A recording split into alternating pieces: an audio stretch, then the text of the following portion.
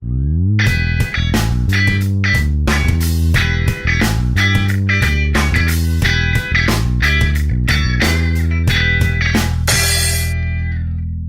primeiro tipo de nebulosas que nós vamos estudar são as regiões H2. O que significa H2? H vem do hidrogênio, não é? H1 é o hidrogênio neutro. E H2 é o hidrogênio ionizado. Não tem H3 porque o H não pode estar duas vezes ionizado. Mas existe hélio 3. Não é? Que seria o hélio duas vezes ionizado.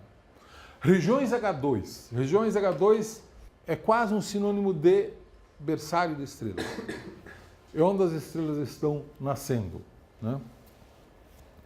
Se você olhar com atenção uma região H2, você vai ver uma nebulosa, alguma estrela jovem, massiva, quente, e essa estrela quente ionizando a nebulosa que a formou, ou refletindo a luz dela na nebulosa. Né? Então, você vê essas três coisas acontecendo em geral ao mesmo tempo. Esta é a M16, né? Que é chamada a nebulosa da Águia. Ela é muito famosa, você já deve ter visto isso aí muitas vezes, porque é usado como marketing do telescópio espacial Hubble, né? Foi uma imagem do telescópio espacial.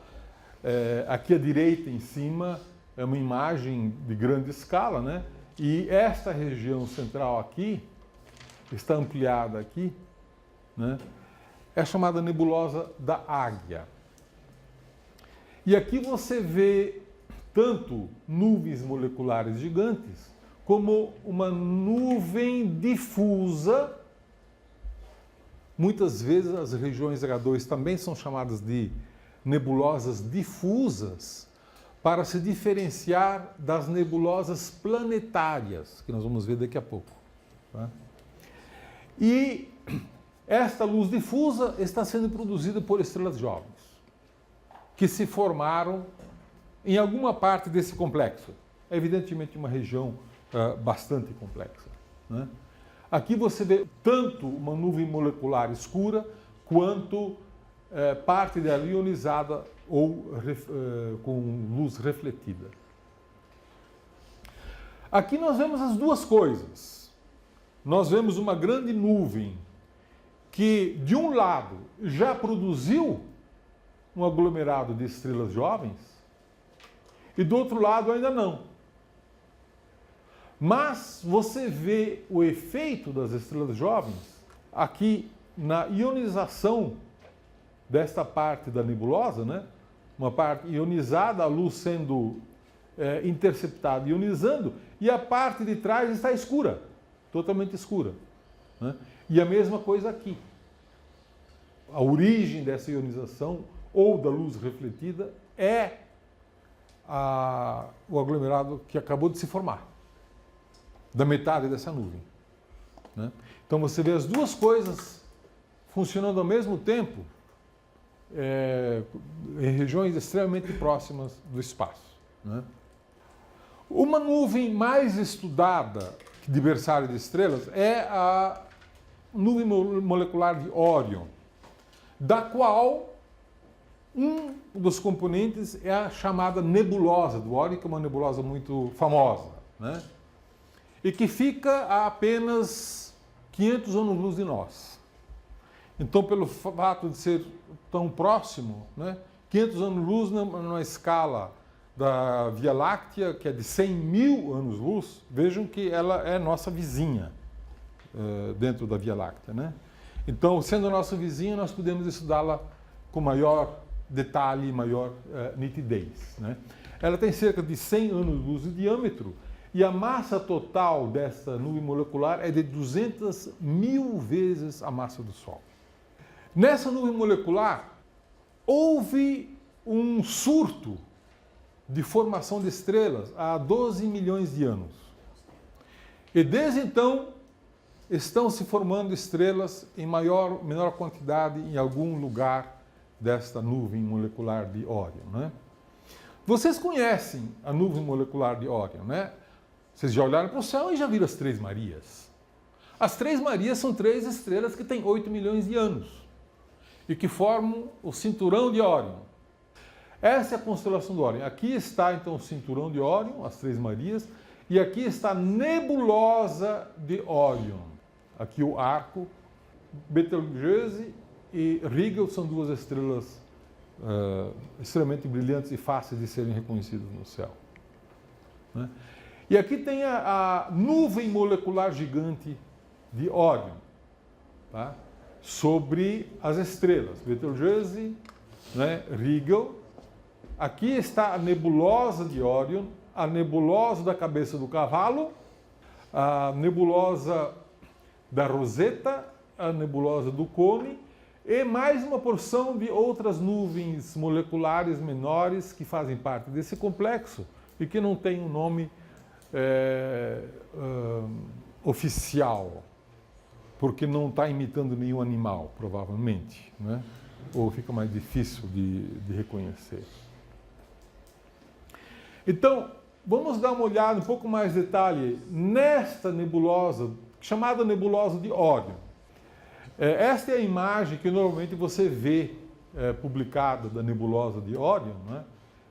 E esta imagem, ela vem desse ponto aqui. Aqui estão as Três Marias, Betelgeuse e Rigel, e tem três estrelinhas aqui, três estrelinhas entre aspas. A do meio é a nebulosa de Órion. Você consegue ver a olho nu, né? É um bom exercício para vocês achar a nebulosa de Órion a olho nu, né? No óptico é assim, no infravermelho tem esta cara aqui. Esta é a nebulosa do Órion, mas você veja que aqui também tem uma nebulosa muito acentuada, apesar de a gente só ver a estrela central dela, né? Que é uma das Três Marias.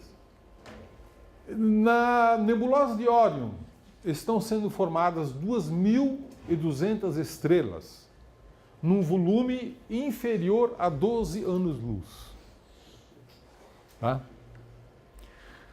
2.200 estrelas. Compare isso com a vizinhança do Sistema Solar. Nós temos aqui uma estrela a cada 3 anos-luz. Né? Uma estrela. Lá em 12 anos-luz você tem 2.200.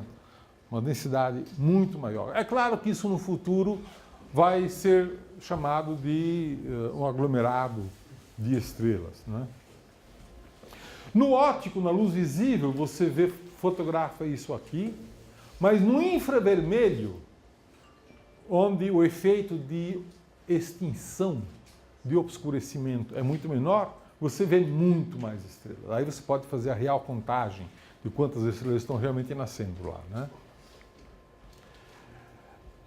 Você pode também ver outras coisas muito interessantes, porque além das estrelas, você também pode observar protoestrelas. Estrelas que estão se formando, né? Aqui nós temos alguns exemplos. Estrelas que estão surgindo e provavelmente um sistema protoplanetário, um gás em torno delas que vai virar planeta, né? São amostras coletadas aqui de dentro dessa nebulosa de Órion, que é uma imagem tirada pelo telescópio espacial Hubble. Outro exemplo, né, de protoestrelas, né, com material circunestelar, possivelmente protoplanetário. Aqui um outro conjunto, né, de objetos, todos da nuvem da nebulosa de Órion. Tá? Por que eu estou mostrando? Porque está pertinho de nós. Então, com o telescópio espacial, você tem nitidez suficiente para fotografar isso. Essas coisas devem acontecer em todas. Só que, em média, elas estão muito longe, você não consegue imaginar para ter essa nitidez, né? Você aproveita que essa nebulosa de Órion está muito pertinho, então você consegue fotografar isso em maior detalhe, né? Ok. Dessa fase protoestelar, vamos passar por uma fase seguinte de estrelas, que são as estrelas de Herbig-Haro. É uma fase já mais evoluída do que a da fase da nebulosa, né? São outro tipo de estrelas em formação ainda, né? E que tem jatos. Você vê um jato aqui, você vê um jato aqui, e a estrela mesmo está provavelmente a meio caminho. Eu digo provavelmente porque você não devia ver. Se você olhar no infravermelho, você vai ver, mas na luz visível, ela está sendo obscurecida pela poeira, né? Essas estrelas são muito difíceis de serem estudadas, porque você não as enxerga. Agora, com tecnologia infravermelha sofisticada, as coisas começam a se revelar, né? Mas o Herbig e o Haro fizeram um catálogo de objetos desse tipo, né? Por isso que eles são chamados de objetos HH. Esse aqui é HH47, é Herbig-Haro 47, né? E a ideia é que você tenha aqui uma estrela nascendo, um disco em volta da estrela, e esse disco ainda está se agregando à estrela, na fase em que a estrela está ainda capturando matéria, né? Produzindo uma grande quantidade de energia, e tanta energia que ela começa a jogar a matéria para fora. E o único lugar que a estrela pode jogar a matéria para fora é pelo polo, já que no disco ela está sendo bloqueada. O disco bloqueia, né? Então, o que ela faz? A estrela joga a matéria para cima e joga a matéria para baixo. E é isso que você vê aqui. E a luz que você enxerga não é a luz da estrela, é a luz da onda de choque. É um material que está sendo jogado para fora, está batendo no gás que formou a estrela, mais distante, formando uma onda de choque. Então, é uma energia mecânica que está sendo jogada lá e aquecendo esse gás, e por causa desse aquecimento, ele emite luz, né? Então, esse basicamente é um modelo que é bom vocês guardarem, porque vocês vão reconhecer esse tipo de situação, uma estrela com disco em volta, formando jatos, em pares sempre, um para cima e um para baixo, né? Com alguma frequência. Aqui, por exemplo, você vê também o objeto Herbig-Haro, né? Vocês estão prestando atenção? O que está acontecendo? Está se mexendo, certo? Está se mexendo. Aqui, ó, 94, 95, 99. 94, 95, 98, 99. Tá? As estrelas estão paradinhas, né? A estrela está paradinha. Mas a nuvem está se movimentando, né? De um ano para outro, ela vai para fora. Eu estou dizendo que essa nuvem vem de gás que está sendo ejetado, né? E aquecendo, e essa onda de choque vai se mexendo para fora, né? Então, prestando bastante atenção, você vê esse movimento, você consegue ver isso, né? Ao longo dos anos, é claro. São 5 anos aqui, né? De 94 a 99. Aqui uma outra, ela também está se mexendo. Essa é Herbig-Haro 111, né? É a Herbig-Haro 111. Só que você está vendo só um lado, né? De onde que está vindo? Onde que está a estrela? A estrela deve estar do lado esquerdo, mas não aparece na fotografia. Mas a estrela deve existir. Qual seria uma maneira de a gente achar essa estrela? Observando no infravermelho. Certo? Se você observar isso aqui no infravermelho, né, essas EFGH são as bolhas de gás que foram ejetadas, né? Esse gás não é ejetado suavemente. A estrela manda bolhas, né? E essas bolhas vão formando ondas de choque, e aí você vê essas coisas se propagando e emitindo essa luz, né? Vamos à busca da estrela olhando no infravermelho, tá? Muito bem. Aqui é aquilo que nós acabamos de ver, só que agora em vez de lateral, está para cima, tá certo? Né? Ela está se movendo para cima. São as diferentes bolhas lá, E, F, G, H, tal, para cima. Isso aqui é imagem óptica. Daqui para baixo é imagem infravermelha. Ambas tiradas com o telescópio espacial, só que aqui é óptico e aqui embaixo é infravermelho. Está aqui a estrela. Olha lá. Né? E você vê que ela está jogando um jato para cima e outro jato para baixo. Mas a estrela está lá. Ok. Uma outra nebulosa é a chamada nebulosa do ovo. Aqui você vê o disco de poeira, certo? Está vendo o disco aqui e aqui os dois jatos sendo expelidos, né? A nebulosa do ovo. E o disco de poeira, gás e poeira, envolve a estrela e a estrela está capturando esse disco. E por causa da grande quantidade de gás que está capturando, não consegue engolir tudo, joga parte para fora. E para fora, o único só tem um jeito de sair, é pelos polos. O disco está obstruindo a saída do gás. Né? No disco, o gás entra, pelo polo, o gás sai. Mais duas outras fotografias. Esta aqui é a DG Tauri B, que na verdade eu acho até já é classificado como uma estrela T Tauri. E essa aqui é uma Herbig Haro número 30. Né? Vocês veem, a estrela provavelmente está exatamente aqui, onde você não vê nada, você vê o disco de obscurecimento. Né? Um pouco de luz refletida aqui nos polos do disco e o jato de matéria aqui escapando. Né? Vocês vejam a escala aqui de 200 unidades astronômicas. Né? 200 vezes a distância do Sol até a Terra. Tá certo? Aqui uma outra, é um Herbig Haro 110, né? Também um jato que está provavelmente saindo de uma estrelinha por aqui. Tá? Está jogando isso aqui para o espaço.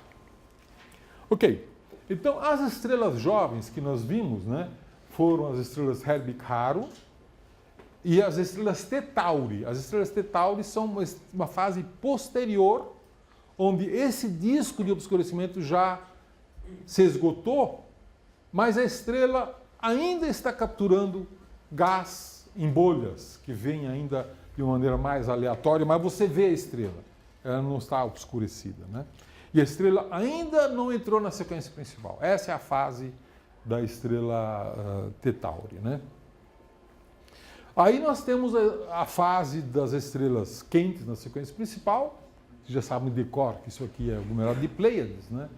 E tem uma outra tipo de nebulosa que nas Pleiades você vê ainda estrelas jovens com parte da nebulosa.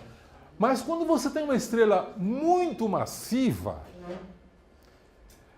a fase da nebulosa que formou a estrela começa a se misturar com a fase da nebulosa que está sendo ejetado pela morte da estrela.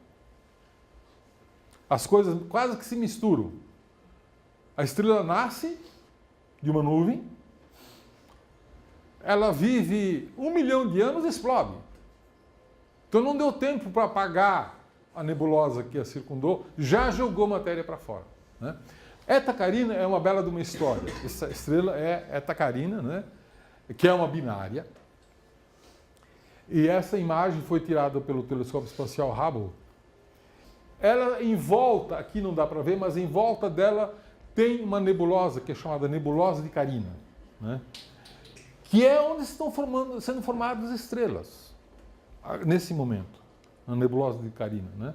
E a Eta Carina foi formada recentemente, muito recentemente. Mas ela já explodiu no século XIX e explodiu jogando matéria para o espaço, pelos polos. Aliás, a Eta Carina, como eu falei, é uma binária, né? Tem um período orbital de 5,5 anos e ela eclipsa a cada 5,5 anos. Né? E o próximo eclipse vai ocorrer agora durante a Copa do Mundo, certo? Em junho de 2014. Então, os astrônomos brasileiros estão todos não, tem um grupo aí que está observando a Eta Carina toda noite para registrar o fenômeno do eclipse, que foi descoberto no Brasil. Né? Foi descoberto nos telescópios do OPD pelo Augusto Daminelli, né? Que descobriu que a Eta Carina é uma binária, porque até então não se sabia disso. Né? Então, esta é uma estrela assim, curiosa. Normalmente, quando você vê uma nebulosa ionizada, você sabe identificar, aqui é um berçário de estrelas e aqui é uma estrela morrendo. Não é? A morte de uma estrela, nebulosa planetária, resto de supernova, uma estrela que está morrendo. Mas, quando é um berçário de estrela, você sabe que é um berçário de estrela. Eta Carina, você está vendo as duas coisas ao mesmo tempo, né? Você está vendo o resto do berçário e já a estrela jogando uma enorme quantidade de matéria processada para o espaço, praticamente ao mesmo tempo. Né? Ok, nebulosas planetárias são, então, uma maneira de as estrelas morrerem. Então, se a estrela, como nós já vimos, tiver menos de 8 massas solares, depois da fase da sequência principal, depois da fase de gigante vermelho, depois da fase do ramo horizontal e do ramo assintótico das gigantes, o núcleo se contrai para se transformar em anã branca e ejeta o resto para fora. E isso, durante algum tempo, aparece como objeto muito interessante de ser estudado, que nós chamamos de nebulosa planetária. Por que nebulosa planetária? É um nome estranho, né? É porque os primeiros astrônomos, quando observavam essas nebulosas, elas não sabiam muito bem o que eram as nebulosas, né? Então, as nebulosas planetárias eram um conjunto de nebulosas que, no telescópio, dos telescópios do William Herschel, eram os melhores telescópios da época, mas eram relativamente primitivos. Pareciam, tinham um formato de planeta, mas, e por isso que se pensa que tem sido chamado de planetas, mas o William Herschel tinha uma teoria de que as nebulosas planetárias eram estrelas onde tinha um gás em volta e desse gás estava se formando um sistema planetário. E é por isso que ele chamava de nebulosas planetárias. William Herschel batizou por causa disso. Que é o contrário do que nós sabemos que é de fato. Não é uma estrela jovem que está formando planetas. É uma estrela velha que está morrendo. É o contrário. Né? Mas naquela época isso não era conhecido, mas ficou o nome, nebulosas planetárias. Né? Não tem nada de planetário associado a essas nebulosas. São estrelas que estão morrendo. Estão jogando para fora o resto do envelope que não se transformou em anã branca. Né? E essas nebulosas planetárias, elas têm as mesmas designações das galáxias, das regiões, que são os NGCs. Né? Vocês já viram várias dessas nebulosas, tem NGC 1575 e assim por diante. Né? O NGC vem de New General Catalog, que é um catálogo que o John Dreyer, um astrônomo irlandês, fez em 1888, organizando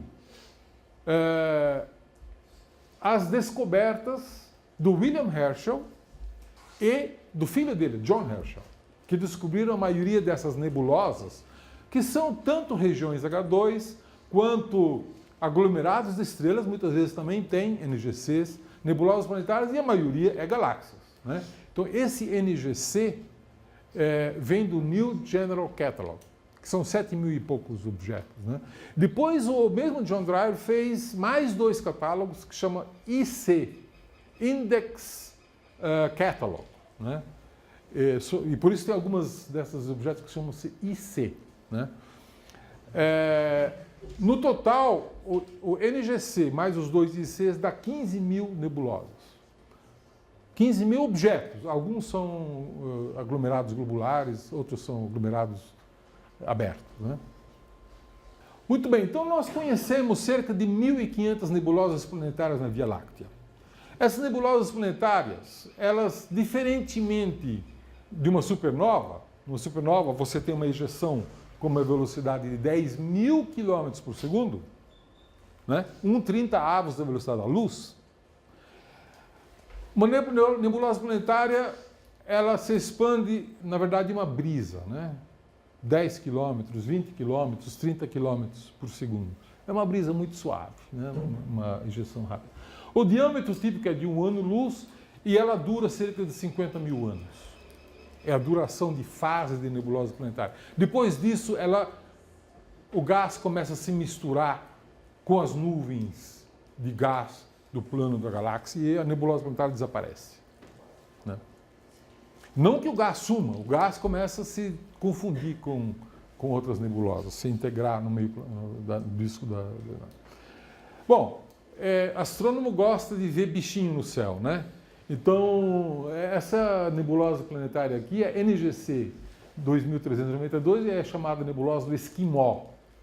A nebulosa do Esquimó, então, tem aqui no centro, toda nebulosa planetária tem a anã branca em formação e o resto sendo ejetado.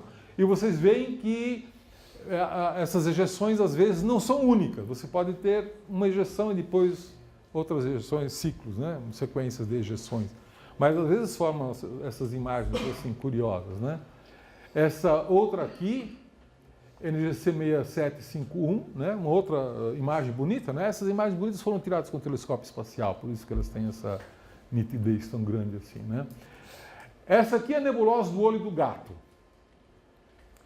Essa nebulosa é bastante interessante, né? Foi nessa nebulosa que foi descoberto o nebúlio. Vocês conhecem o elemento químico nebúlio? Não? Bom, eu também não. Mas, de qualquer maneira, quando tiraram o espectro dessa nebulosa do olho do gato, apareceram umas linhas muito intensas, que ninguém conseguiu identificar com um elemento químico, né? E como, quando observaram o Sol, viram que tinha linhas, raias atômicas, que não correspondiam a nenhum elemento químico conhecido, chamaram de hélio.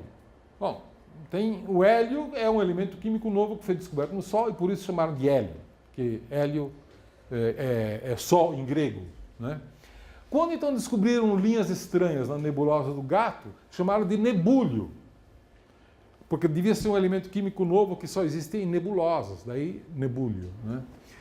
Mas, na década de 1930, um sujeito chamado Bowen mostrou, com cálculos de mecânica quântica, que, na verdade, essas linhas são linhas do oxigênio 2 vezes ionizadas e que não ocorrem em laboratório exatamente porque a densidade do laboratório é muito alta. Essas linhas só ocorrem em densidades muito baixas e por isso que se chama de linhas proibidas, que são linhas muito importantes no estudo das nebulosas. Só ocorrem em densidades muito baixas, por isso em nebulosas, né? Então, esse nebúlio foi, digamos assim, um factoide temporário, né? Um elemento químico que se criou e depois desapareceu, né? A explicação, na verdade, era outra. Foi nessa nebulosa do gato que isso aconteceu, né? Essa é a nebulosa da borboleta, também não preciso dizer porquê, né? Vejam, vocês estão vendo o disco aqui, né?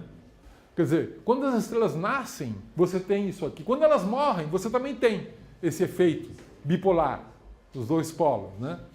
E, às vezes, a gente tem isso de uma maneira muito clara, que é, de fato, um disco, vamos dizer, a estrela está girando, e quando ela começa a ejetar, ela ejeta primeiro pelo equador e forma um disco. Depois, esse disco atrapalha mais a ejeção, e aí a estrela é obrigada a jogar para cima e para baixo, né? Mas, você pode também ter uma situação em que você tem duas estrelas. Você tem uma estrela normal e uma estrela morrendo. E essa estrela normal pode eventualmente jogar até gás em cima da outra, formando também um disco binário, de origem binária, que força a formação dessa estrutura dipolar, né? Essa é a nebulosa da formiga. Ela é uma espécie de tanajura, né? É cheia de perninhas, tá certo? Também uma imagem tirada do telescópio espacial. Ela chama-se MZ3. Não tem nada a ver com catálogo de formiga. Ela é um outro catálogo, o catálogo de MZ. É o terceiro objeto do catálogo MZ. E aqui a nebulosa de M2.2-9. Essa nebulosa é muito interessante, porque você tem aqui a estrela anã branca morrendo, e esses dois estrutura dipolar, e descobriu-se uma coisa muito interessante. Eu vou mostrar agora, presta atenção. A estrutura dipolar agora fica no sentido vertical aqui, mas é a mesma estrutura dipolar. Vocês estão prestando atenção? 97, 99, 2000, 2002, 2006, 2007. Vocês estão vendo alguma coisa acontecendo? Uma rotação. Imagina-se que você tem aqui um sistema binário, uma estrela normal e uma estrela compacta com um disco. E esse disco, além de girar, ele também precessiona lentamente. Ele faz um bambolê. Tá certo? Faz um bambolê. E aí, você imagina que o disco tem uma lanterna assim, joga luz para cima e luz para baixo. E esse bambolê faz com que o facho de luz ilumine a nebulosa com mais intensidade e menos intensidade, e isso vai girando. E isso foi registrado, né, ao longo dos anos. E você vê então o efeito dessa lanterna, né, que vai precessionando.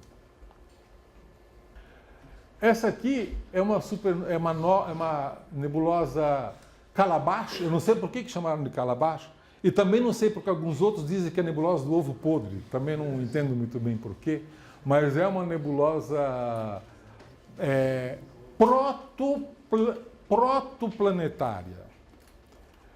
Protoplanetária não é porque é um protoplaneta, é uma protonebulosa planetária. É uma nebulosa planetária no início de formação, né? Começou a fase da nebulosa planetária, nesse sentido, nebulosa protoplanetária, ou protonebulosa planetária seria mais adequado, né? Vocês entenderam melhor, né? Ok, e por fim nós temos mais uma outra categoria de nebulosas de estrelas mortas, que são os restos de supernovas, né? E que aí você tem uma história muito rica de muitos restos de supernova que já foram estudados, foram estruturados. Esta é uma supernova muito interessante que explodiu na Grande Nuvem de Magalhães no ano de 1987. Fevereiro de 1987. Foi a primeira supernova descoberta no ano, e por isso A. Né? E alguns anos depois foi registrado essa estrutura de anéis aqui, o que sugere que não é o gás propriamente dito expelido da supernova, e sim foram estruturas preliminares. Antes da explosão foi jogado gás para fora, formados esses anéis. Quando a nebulosa explodiu, a luz da nebulosa se propagou muito mais rapidamente do que o gás, e quando bateu nesses anéis, os anéis ficaram iluminados. Então é um eco da explosão da supernova, né? Uma estrutura muito interessante e bonita. E essa, não precisa explicar, né? Você já sabe o nome.